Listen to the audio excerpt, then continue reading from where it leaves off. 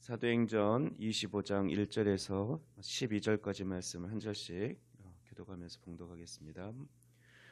베스도가 부임한 지 3일 후에 가이사랴에서 예루살렘으로 올라가니 대제사장들과 유대인 중 높은 사람들이 바울을 고소하였세.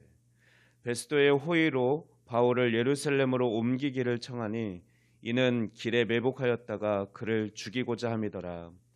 베스도가 대답하여 바울이 가이사랴에 구류된 것과 자기도 멀지 않아 떠나갈 것을 말하고 또 이르되 너희 중 유력한 자들은 나와 함께 내려가서 그 사람에게 만일 옳지 아니한 일이 있거든 고발하라 하니라.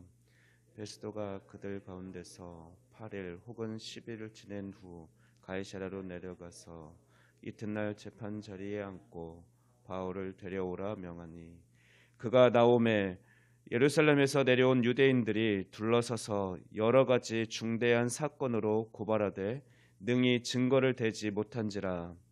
바울이 변명하여 이르되 유대인의 율법이나 성전이나 가이사에게 내가 도무지 죄를 범하지 아니하였노라 하니 베스도가 유대인의 마음을 얻고자 하여 바울더러 묻되 네가 예루살렘에 올라가서 이 사건에 대하여 내 앞에서 신문을 받으려느냐? 바울이 이르되 내가 가이사의 재판 자리 앞에 섰으니 마땅히 거기서 신문을 받을 것이라. 당신도 잘 아시는 바와 같이 내가 유대인들에게 불의를 행한 일이 없나이다.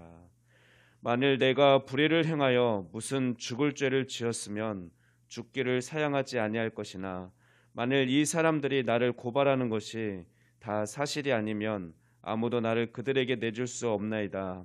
내가 가이사께 상소하노라 한데 베스도가 배석자들과 상의하고 이르되 내가 가이사에게 상소하였으니 가이사에게 갈 것이라 하니라.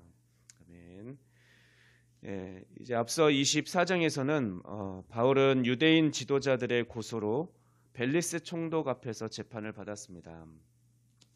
그러나 판결은 유예가 되었고 로마 군인들의 보호를 받으면서 자유롭게 복음을 전할 수 있는 기회를 얻게 되었습니다.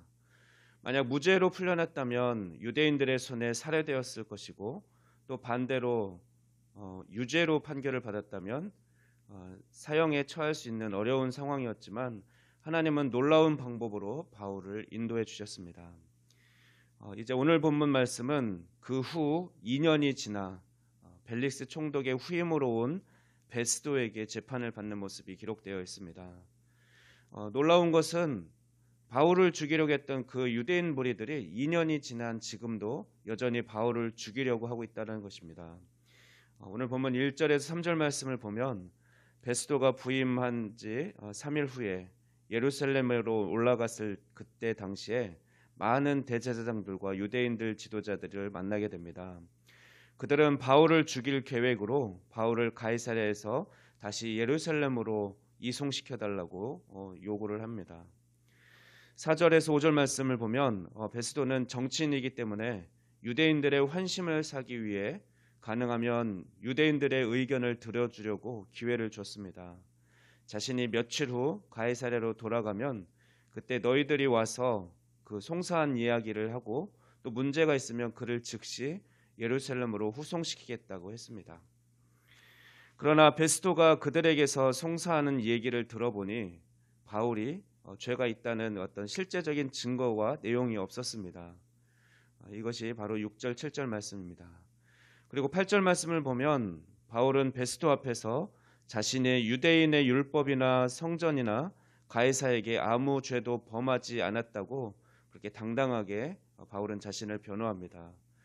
그러자 베스도는 유대인들의 환심을 사기 위해서 유대인 지도자들이 요구했던 대로 예루살렘에 올라가서 이 사건에 대해서 다시 신문하자라고 바울에게 이야기합니다.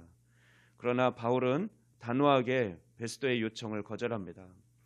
나는 예루살렘에서 재판받기를 원치 않습니다. 내가 유대인들에게 불의를 행한 일이 없고 내가 지금 가이사의 법정에 섰기 때문에 나는 가이사에게 재판받기를 원합니다라고 상소를 하였습니다.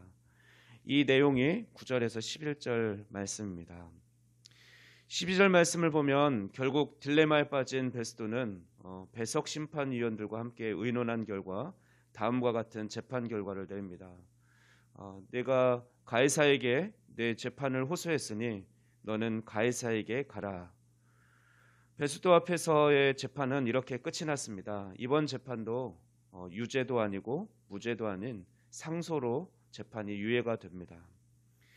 근데 우리가 여기서 생각해 볼 것은 왜 베스도가 그런 정치적인 부담을 가지면서까지 이런 결정을 했겠는가 하는 것입니다.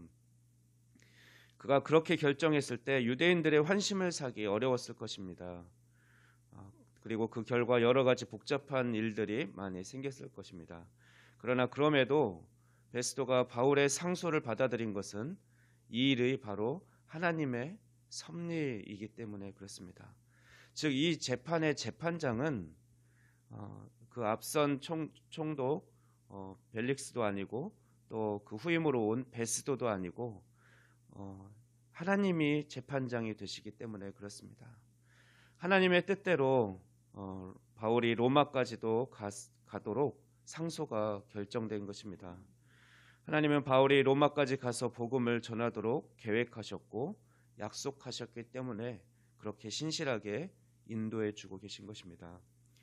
바울이 베스도와 유대인들의 뜻대로 예루살렘으로 돌아가다가 그 길목에서 40여 명의 사람들에게 죽임을 당하게 그렇게 내버려 둘 수 없었던 것입니다.